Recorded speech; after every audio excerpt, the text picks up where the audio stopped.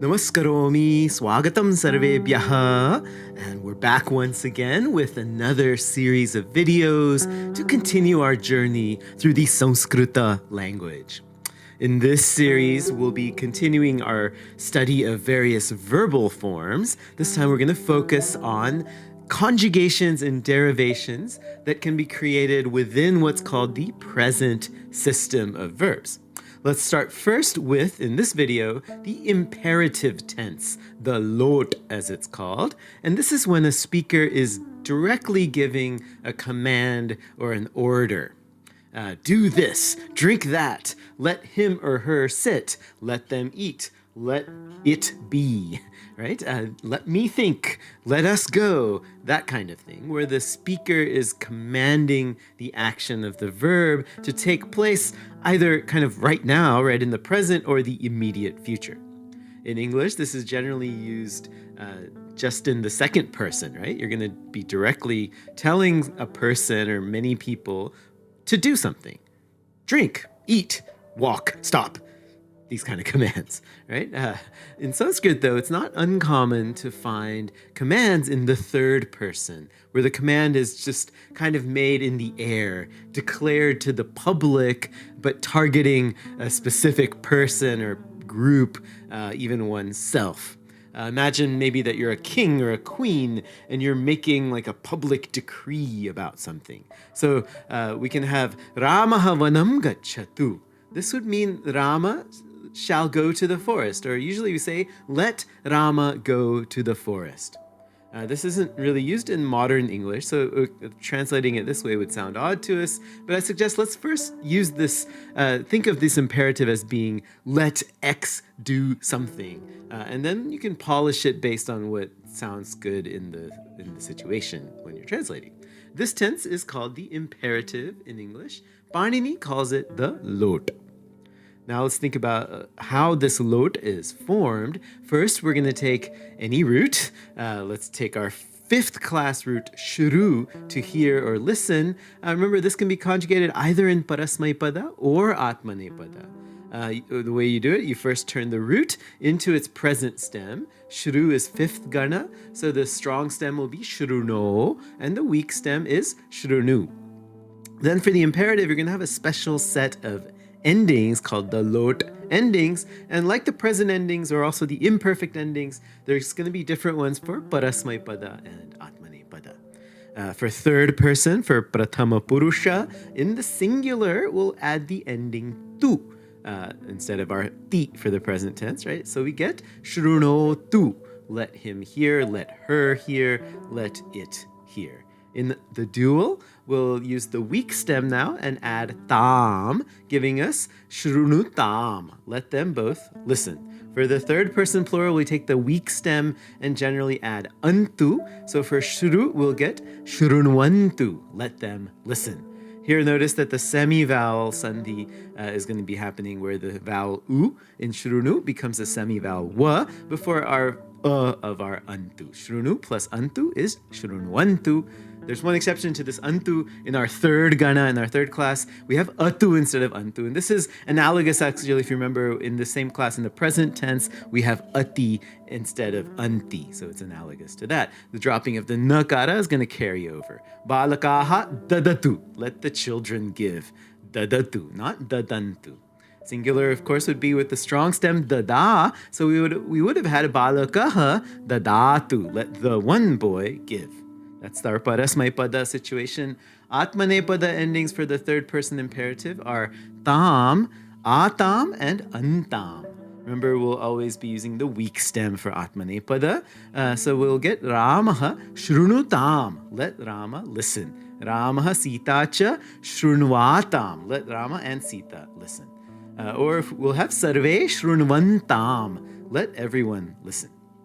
Now, if we have a non-agana root, and its stem ends in a consonant, the N will drop and will just have atam as the ending instead of antam. So in the case of as, for example, to sit, second class atmanepada root, we'll just add atam directly to the root and we get asatam. Let them all sit. Balakaha asatam. let the boys 3 or more sit. As you can probably imagine, the second person is going to be the most important conjugation for the imperative, the singulars, duals, and plurals in both Parasmaipada and Atmanepada. These are going to be direct orders that are made to a person or people to whom the speaker is directly addressing. The singular is going to be a bit tricky in the Parasmaipada. For aganas, you add 0, zilch, nothing, directly to the stem. So it's just to the present stem. So for gum, to go, we'll have tvam gacha, you go. For the 10th class root chint, meaning to think, it'll become tvam chintaya, you please think. Right? For non-aganas, it gets tricky.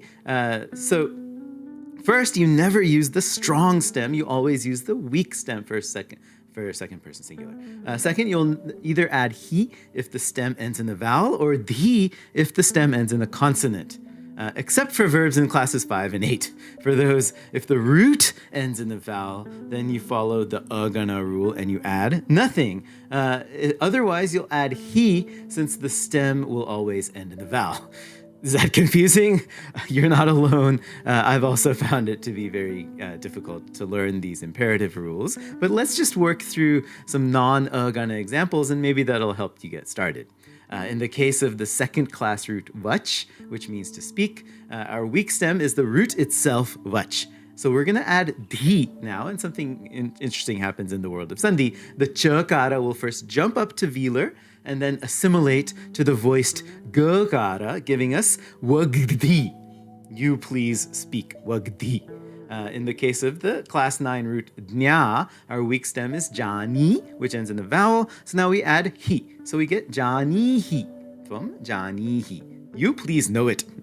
So far, so good. Right now, in the case of the 5th class root shuru, to hear, since the root itself ends in a vowel, we then add nothing. As our second person singular parasmaipada. We just have our stem and we get shurnu, listen.